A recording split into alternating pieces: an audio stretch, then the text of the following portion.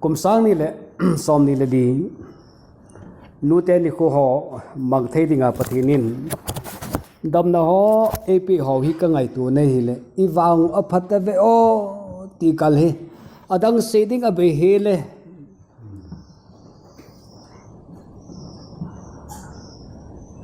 Advent Christmas ka gamanuwa ami lipot ho phan ba sa ho angai tu wa aliso na ho ka ngai tuin mun tam ta nu te ni khu mang ho jong hi a li wi za da so de o ti hi ka ngai tu nei le su pi te ho ngai to a kul khana hi ka ti hi je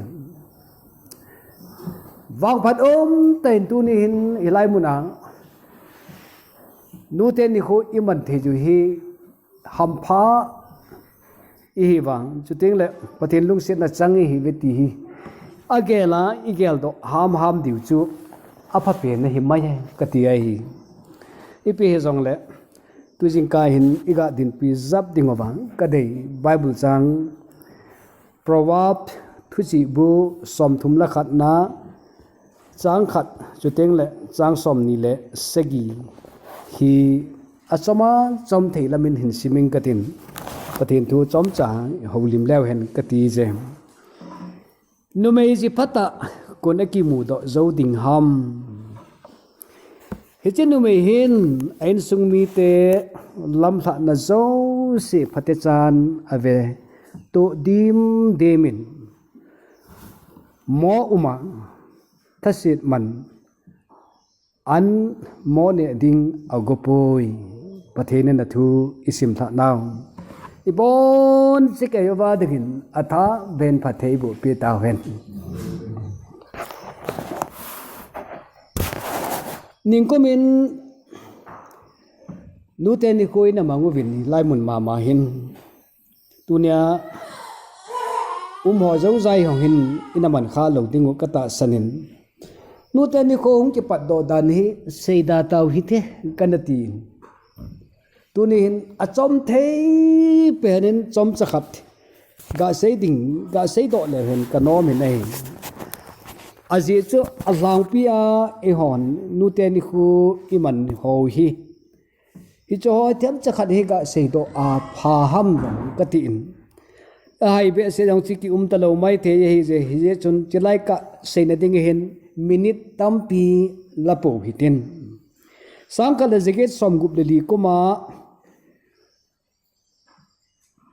nunga ana Jarvis kitinu hi ain sungmi te ho to sot pita minuto mi pa to hin khumang khom khabe lo thim jil na lang panga ama ho gama chu America gama chu mi hon ji nei dinga hi zong le thim theina khat I pe ham khat certificate hi adangai hi ho India sung ai lawale I ho gam kaya wang hi mi chu kum som le kum group hong the nai hi zong le jinei ding ki malot jang tampi ki om chene ke ka la ji minu mi pan jong su to le a ke chen do sa loi ding ti jong ki nei ki na lai ai wangin hichi certificate ngai tu na oja pi jilkung nu jilkung pa khulunga ungi thene dinga lekha training and about qualification certificate chu mute te go in ama nu hin lekha na simin chikala chun subten disaster in love affair ati in chu dong makika a dungkel kisu lo na khat ai lo wale destruction iti dingam su sena kha ana hi ji in ama jong hi jinei dung vul be in ana po nei hi je achom pe na ka hin se dingai kum som thum le ge da pha in hi chi chu kum sang khat za ko le ni a thin na chen apa ana be ta in ahmase in kum thum jovin sang khat le za ko le nga kumin anu na thiki ni nei hi je hi che anu apa ahung thi a aso pi khat aminai hi le elsinor ama sanga kum hom zip cha khat cha bo a hin ama chu to lo thei lawa ale khasim chu a hin zo ha ma a hin dela asu pinu to hilai zinga chu isei ma bangova chu minu mi pa to chate ho khom jing hi poimo ma ana hi da na hi jang anu ta khom sot lo an pa to khom sot lo hi po na ta khat ana jin chu je chun nu gel do na khat hi ai lo wale nu het jing na hi sim do gotin tenin sang khat le zako le segi kumin aloi ho phabe chule chapang ho jong mitam ta hi anako khomin anu thinung nga nu te gel do na ding hi ana boy pi in chahola chun aloi phata khat aumin chu zon wenam maker pitipa hi ama hi business ponlam industry cotton industry ho langa business phata trade business mi khat ama hi mi haus ta khade hin ama hi ong hi akovin chule methodist sikula superintendent pa yong chu anakovin aji chi phamiti ai le anu hi methodist sunday sikula hi somni adam laza anatong ojapia napang jilkunga napang ihon hotu itiu sunday school hotu napang ahi se achu jilkung pi hi na dola chu ama jong anakova vote anahol chutengle chutia chu kumsang khale jako le gate ko ma chu aban chu zoma second sunday of may hi chu geldo jingna min nu te ho geldo jingna dinga chu arrange ana bole hi je atia hi ana javir se hi hin akum kinin chu kumsang khale jako le gate komin congress governor major kitipato anakovin chutingle hicha hung hladinga chun newsman ho magazinis atiu magazine sim ho atha magazine sim ho clergis tichu ihon pastor iti ho jong hi phabip anako khoma business mi ho jong anako khoma letter he sang khalle jathum anaji in chutingle hichlaya chu usa manluta ta ho milopita ta ho anako khom khosung en lang chuteng le town khupi ho hijong le chulaya chu nute ni khu ho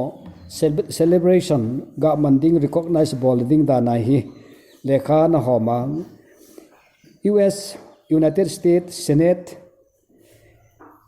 legislation ho approval la ding khoma hi President Woodrow Wilson ti jong chu anakova hitachu imama hi anagun to wa nai all ola hung to wa hi le ache sa sangkha le jako som le li ko machun president pa Woodrow Wilson in chu nu te hezing ne dinga ni kho khat chu United States na approval anakila an chu akona chu abana hung ki bole hi je atia hi awanga se le jing na ma nu hi asu pinu jong hi elsinor jong hi chom khat lobina thipain ama wang hi elsinor thijovin kumli tabang adamin kumsang khat le jakole somli le gate na anaping somgup le lia na ping katina sangkha jako som dile genin athin sangkha le jage le somgup le lia kona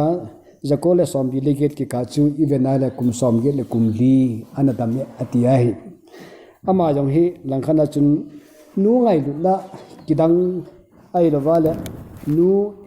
choi sang thei mita a hi na thu chu chom cha iga sunu himtin chu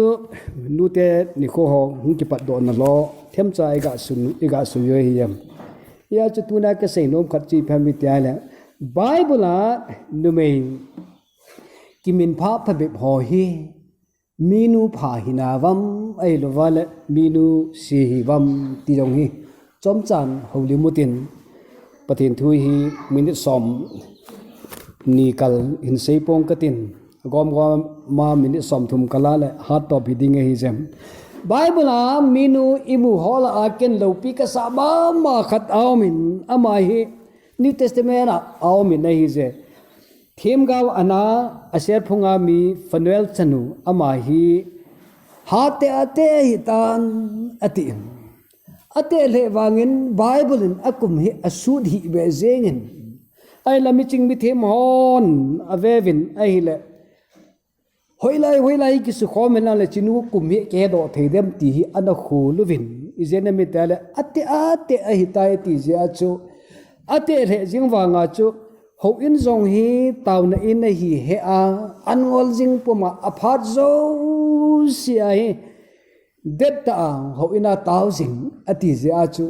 mi ching mi them hon izat kumizat adam hi te o ti henom hon ain khuluvin Bible chevana hi la kumizat adam ti chi kitchen ta ki mu lojin le ka them hon ama hi kumizat dam ti chi ain khulna wa ji ane ya chu kumizat ta ti o ti hi a khulu vi ne hi tula ya hin e ho India government hin nu mei chu kum som le kum git be hi lo le ji nei thelu ding pasal he kum som ni dekhat ti chu ana khul danu ana su tup danu hi to kelhona chun iga vena hi le kum som le kum ge na hin ji nei sa ta vi na hi le na lung thimu wa anak ching mu lang ana gom lew chun phan te kum se gi chu en nei pu to cheng kho mai hi tin cha chu sa gi chu to gom ki la chun kum som ni le kum nga a ling ta ya chu jo wa chun en nei pu thitan mei tha jin kum som ge le kum li adam nalajin a umin atia hi la som ni la nga chu to kum som ge le kum li chu i gop ki na hi le i ho ga he theding in kum za khat de ko a ling ta ya te sepi kum za khat le kum ko hing nu ta sadam sela na lai pathin pakai jesu chan a het phana chu teng le Jerusalem sat do ding kat jinga jing ho hinga jesu chan amu ho si Simonin thlan do na anaya ho ina hung ki puya amu ho si Jerusalem ko pi sunga ga the thang theja nu hi ka ve ne hi le bazat mong hi le mi pate ho hi ka ngai tu zia hi le Bible a jong hi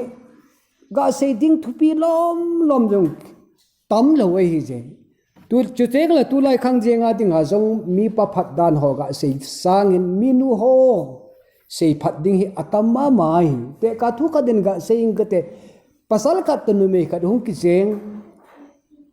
pasal thimba so ho ai lo wale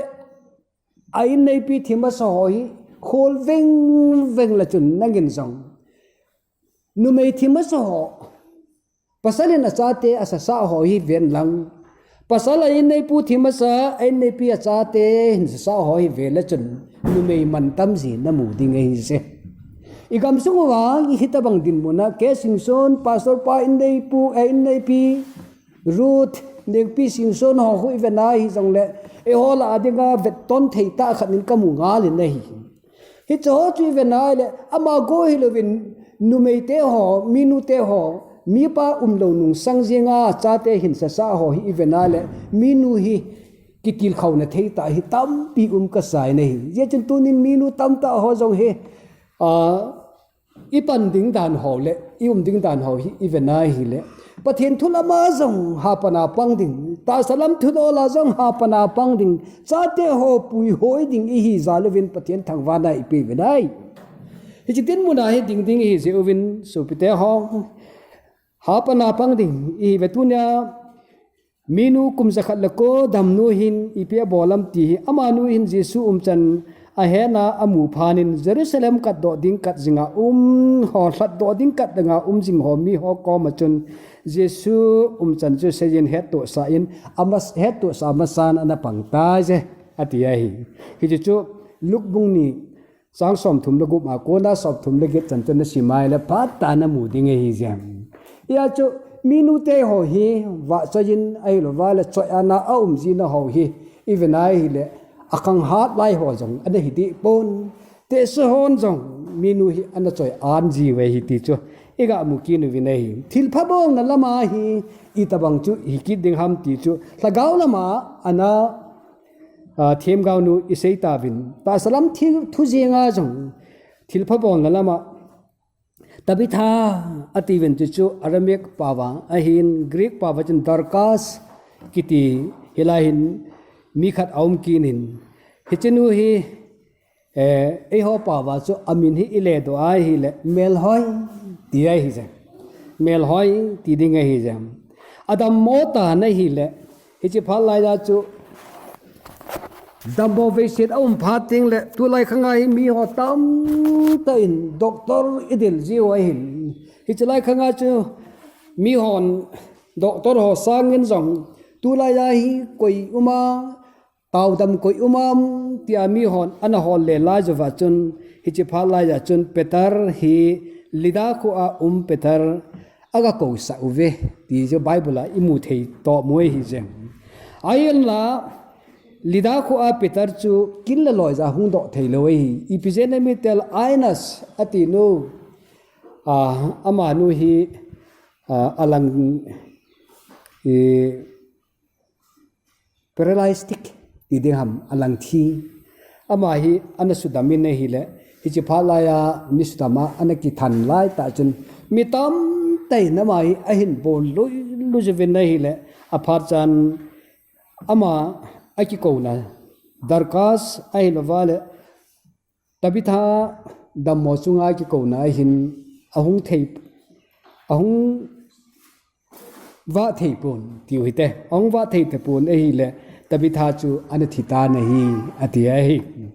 chu je na ma hung thung ta nahi le minu mi pate hoi lovale ade in minu ho tabitha in adam laza pon silian lang sangkol hi jong le thilima ana cho pi ji ho ana pi ho chun ama ho hin tabitha long hi ana to pi win ana kapmovin petar hung phanin akap loi jevin petar chu avet sa win ven tunia hi tabitha athita je ven tunin adam laza apun sil chuteng la asang khol ap ahi ti na vet sa win petar hung thun chu kana athong hile atiai hichikkel do jinglai da kaga sei do dom khat awmin tuni minu te ho hin ipinai to wa thilpha izadi bolwa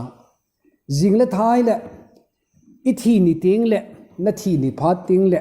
mi izadin na kana de o ti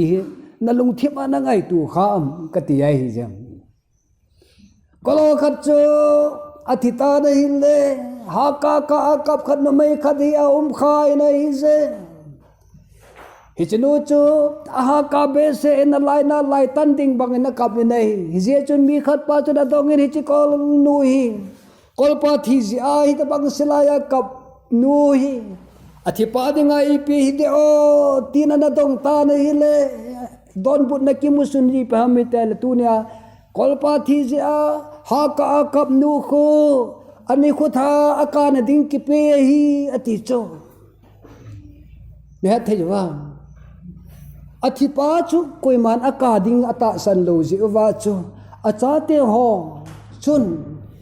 akap them khat aga ko wa ni ko tha pe wa ka sa hi ati cho hita bang chu tu ni hin e ho thi leo hen I cha te ho vin minu khat thi na chung chang nga hin sumlo a mi khat ka ding ka sa ding khari goi khop se ya hi minu hin khomang hi khadi vem ti ngai tu ku le ama wang tu ne ai se nu hi ya hi le tabi tha hi ka lo the ya hi po ye ti chu ki chin ne hi petar ogulun phana chi pe seva meter tabi tha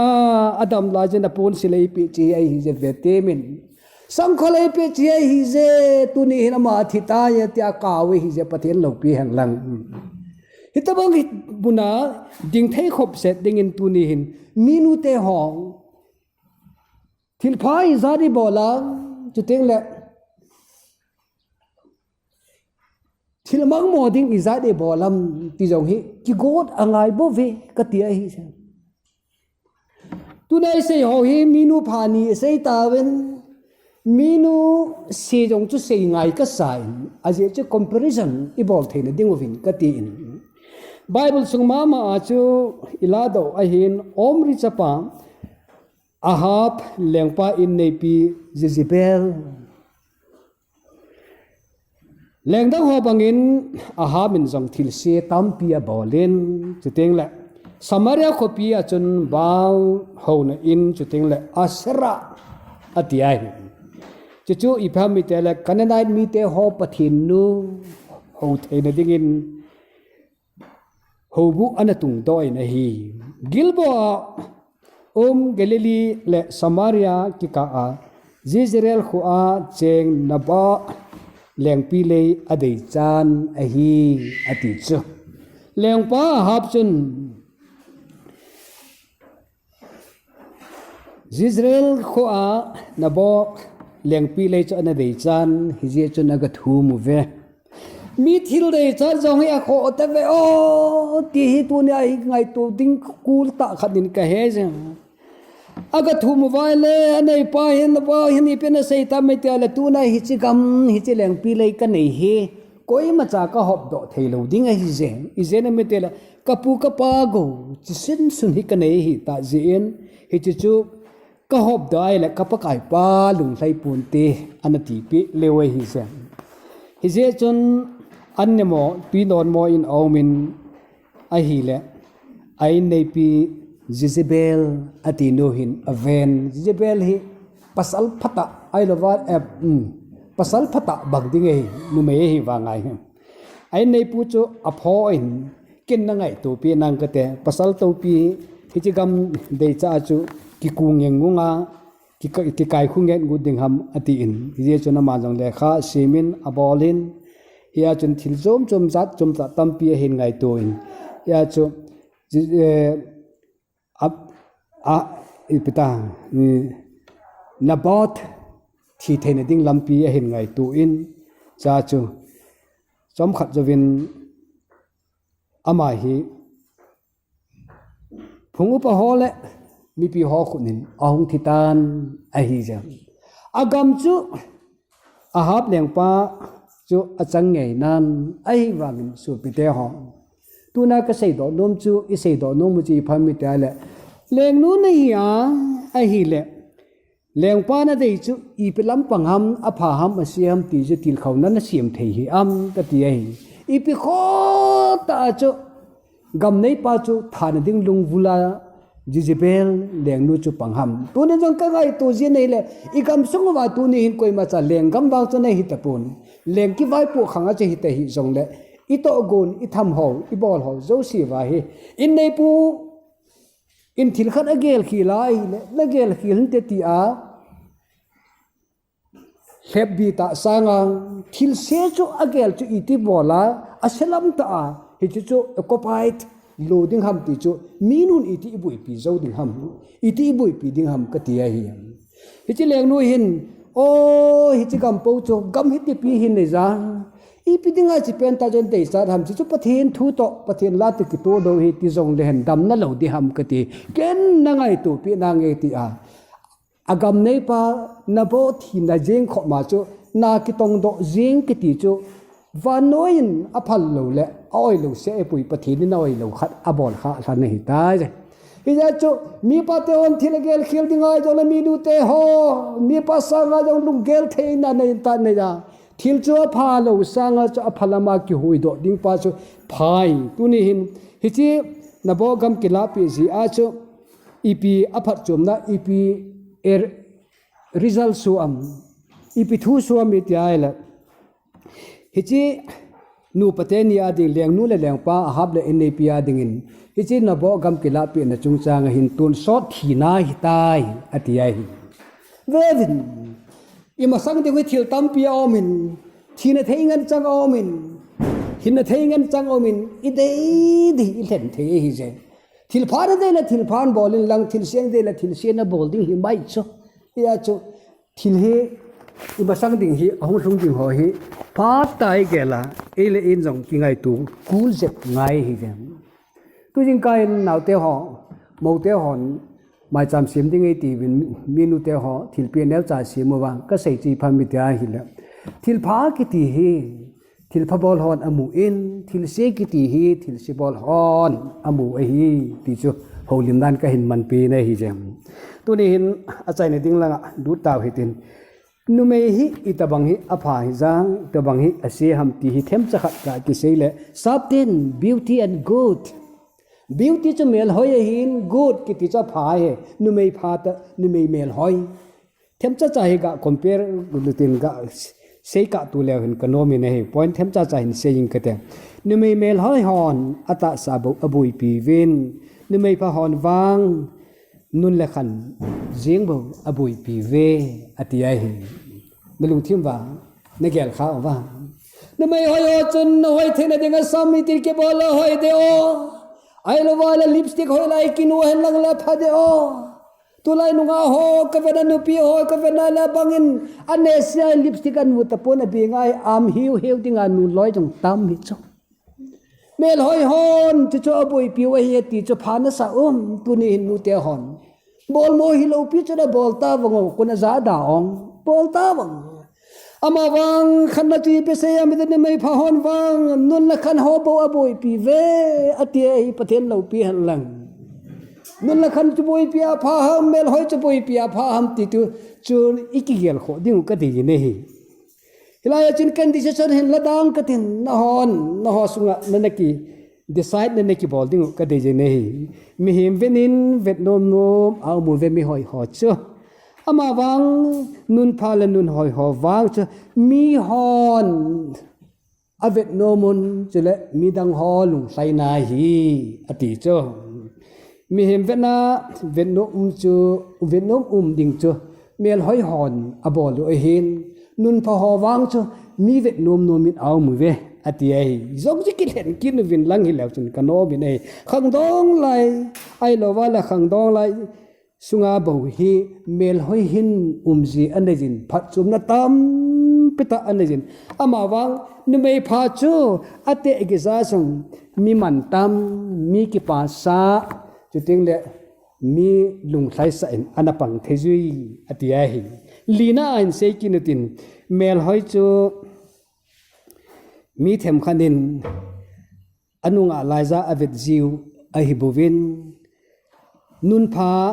nu mei wang chu ate geja jong vet ton van noiza mi pi masanga ki hilna pha hi ati ai ya chu tu ni hin kop thei ai poi jong wang chu ka ti de pon kop thei lo ai jong ka ti de pon ai wangan mel hoi jong len email hoi na chu anun chun apo do lo vai hi mel hoi na jong ken wang ka gan tan a hom ke wa hi ka ti ai ye chu anga na che ve ki nei te mel hoi gol thang ho vet nom bo hin nu mei pha wang chu khosung dunga min phat na chu teng le khosung dunga mi vet ton ana hi ji ati ai izena mi tala mi hoi hon chapanga simek ti hi kan na zakapo in ama wang minun hoi minun pha hon lungel det dana hon chate jong asim wa chate le christian in sung jong hi na sata si me tunai bible chang sim now proverb book sam thum la ka chang soma ko na chu in simai le achai na ke chan chu sim la chun a hoi thei dan tampi imu ding hoi hi je tuni telai chicken ka sarwan nom po ne hi je aba wang i ho internal e hola the bible sung khel wa jong tikivet thei ding wa ka de hi minu ho hi ta san ta minu hi ka ngai tu jin na hi le a pha ve pasal ho sang in din mun pha na nei naw au min nei hi je nu mei phata chu christian minu di ta hi je ti chu isu me lo di wa hi je ama ho in sunga dinga din mun ta hi evena hi le kimin vona jong tampia nei zui ati cho nu te ho nu pha ho kimin vona tem khat ke se yin ka tin tu ni ito se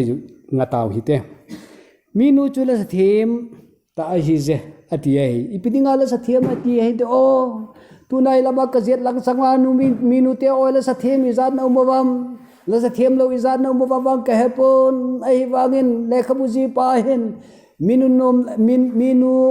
nun pha ho chu la sa thiam hi ze atia hi mingai lu thiam hon la sa thiam ve atia hi izene mi te la cha te ho a he su lai za ka jing tiang jong le ana sa sa ova ai nei pu zan i muting jong le a naw a hong kha a ki phinai jong la en nei pu jing jong hi su phong de lo ama hon asa sa o thu a sei nom hi dingin ta sa no mi na him le khaji pa chun su lu chunga kadin le kanaw pun cha ka la sa galang kati le sanga mepol aham le du ne an ti vin la ana savin now sem chon oi vai le ai mu he ya ti chong a kai wang chu ke het to nang kai sa het chu a ki het o ye chon a kai chu ni sei da hang katin ti chon nangin na sa the dan na sa la chun phan tem chu ti lo wa chu now ai mu the kin a dinga chu ipila a oi kin a metele satha o bulung nanau thei khong kala phi hungki no penange si ki to pe punge atia naw an oi da to an pe thet then vai nu mei pahon naw a hin doi oi hui nu mei se hon oi tu ki bang lo hi la hi je hi a chu chapang hi an le bi zo wa lung mo nga an koi ji we hi ti chu a khan nai se nom ki noi hi je nu mei pha chu acha te dinga zilkung ma sa hi ti chu zilkung teacher ya chu cha te dinga zilkung ma sa e chapang khat chu hung atui se na apau theya ko na apau the ma saga ko na minu te hon one ma na hu ho abc chu hi level kati khel de pu nei one em cha hin kho kha ho cha te chu teng le thil se thil pha her khen de nga a hin pe ho chu mi chan ai lo le chapang na sumil hi be e ti chu ya chu koi ma che in su hi ka ve na le chu jun teng le che na che wa chu khun na ga bol lo de ti zo be lo wai hi je au chu thom cha ding ai je tam be se lo ding ai ba mi nu chan le mi ba chan hi ave na wa chapang ho hin kho hi ain che pi jiu hi ti na he nam ka ti ai ya chu mi chapang ho hin mi nu mi pa ho chan dan le ade dia mi nu ho chan hi a hin vet jiwa hi ti je kanul bol dan hiti jep kapa bol dan ti hi a hin chi pi ji we ati chu ya chu minu chu ai thim pi jong a hi je ati chu doctor mi zen thei naw sen ka la za zol lung dam thei chapang chu aka a ai lo le a ki su kha ting jo hlep bi mung hlep lung mong thei chu a hlem lung mong thei pe na chu a ki su kha ting jong le a hlem lung mong thei chu minu a hi pe ni na hi ati a hi aba na khat kinin minu pha chu zo sei jong athi me ati chu zo sei hi tu na lai mu na zo sei hi zo ta hi pun kin thumop lama a sei ding in kata sanin nei sagan kum thum akine pi ti bangin he so gan thei tam pita thu ni te jong le acha te ho hlamonga theina ding le alung thimu su pi thinga theya su le na theina ding win gen thei le jong le a hau pawin a pawin ha sa le jong le ha sa do pawin a pawin aka nom la jin jong nui thei kho min thu sei thein chapang ho chu atil khau zo we ati chu nangin tuna cha ti ho itin tir khawam ti ivit kin ngai hi ji ele ikidon bu tu da patin thu to ke thona ti ega se jo he nangin thitken tuna hi kain the thoi nangin hoi lai la chu hoi lama na ka ya hoi lam ka thoya na kila na kiloi lu dam ti chen na vet tu dingin ka dei zo a hi zem in sung thumop yan na jong nu mei chu pha chun thu amop ho hi phata khat e hi je ha sam nei han lang ai lo ni kho phat lo ni kho hi han lang hi jeng jong le ha sam na ho hi gel phalo bangin chapang ho hi atil khawin chuting le mi pa ho jeng jong hi mol phau lo hi la poi thei khobin mi nu pha ho hin khu hi anamang the ju ne hi atiai aba da khat sei ki nu hitin nu mei pha in sung gol pha atiai hi mon ni yan lang la siat gan thei ni hi han lang he su ni hi zong le gol pha izat sa le thanga zong le hi chu e thamon thei si hi tia su ki pa gul pha ho hol thei mi jong aum ki ni nei apau do zana insa in lang ho de ki tu mo sei thei ho jong hina minu chin hina ai sai lo chu ya chu tu nia hi cha te ho chu ga vai hom te de hi kho gan dan chu again thei na mai lo la sam na le boy chi hi ka de ade ya ma jong le hi nge na pa hong pa te ki so te ding ni chu chi ka en chi ki bol te ti tang chi le khai ki sim ti tang iti ai le cha pang chu het lo ka chu na chung lam ge kho mai pathin phat thei bu pi thei ti pa chu ise do no moi ya nu mai pha in sung lam pi la ne hi bu ve chapang in khan dong khan khu ima asim lai le azil lai da minu hin chan pha lampi hil lampi jang pena hil thei hi pasal sangin nu me hi ana phazo zia tia hi ya chi bible chang si mu che vena hi la hi ta su hi chulang nu me chi pha khona ki mu do zo ding ham atin akimu do zo ve yong atipun akimu do zo po yong atipun salamon le khaji hi thuchi azhi na main thuchi mong mong hi ja aba na cho asom gal kai pain nu me ji pha chu hi ti ding he ti yong chu a hi ni khat ki nen cha chun e hon i bible chang se ma 27 chang som ni le sagi chi vena hi le he chin me hin in sung mi te lam hla na zo si phate san ave tu dil delin mo uma thasit man anne ding agopoi atiahi pathen lo pi han lang hita banga chun tiu hin vele chun sunglam mo tam pi o me nei samul chu tu pat holina hojin akut chim lovin pat se bolin hita banga ne me chu ki veina kung in nei to banga hi aga ti ki di cho ya che minu hi te ka ding ha hoi ibenai la thil hoi hoi